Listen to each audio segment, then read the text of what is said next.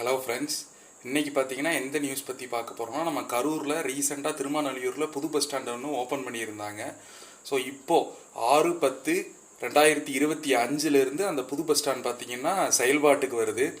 இப்போது சேலம், ஈரோடு, அதுக்கப்புறம் பார்த்திங்கன்னா திருப்பூர், கோயம்புத்தூர் இந்த பஸ்லாம் புது பஸ் ஸ்டாண்டுக்கு வரும்போது அந்தந்த ஊரில் இருந்து நம்ம பழைய பஸ் ஸ்டாண்டு வழியாக தான் புது பஸ் ஸ்டாண்டுக்கு போவோம். அதே மறுபடியும் அந்த பஸ்ஸு சேலம், ஈரோடு, திருப்பூர், கோயம்புத்தூர் போகிற பஸ்லாம் புது பஸ் ஸ்டாண்ட்லேருந்து கிளம்பும்போது பழைய பஸ் ஸ்டாண்டு வராது. நம்ம சுக்காலியூர் ரவுண்டானா இருக்குது பார்த்தீங்களா, அதிலிருந்து சேலம் பைபாஸ் பிடிச்சி அந்தந்த ஊருக்கு போயிடும்.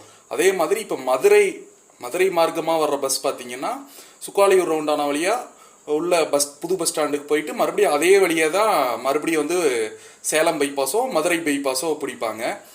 அதே இப்போ திருச்சி, திண்டுக்கல், நம்ம குஜிலியம்பாறை, பாளையம் அந்த ரூட் வழியாக போகும் பார்த்தீங்களா திண்டுக்கல், அந்த பஸ் எல்லாமே திருமாநல்லியூர் வழியாக நம்ம புது பஸ் ஸ்டாண்டுக்கு வந்துடும்.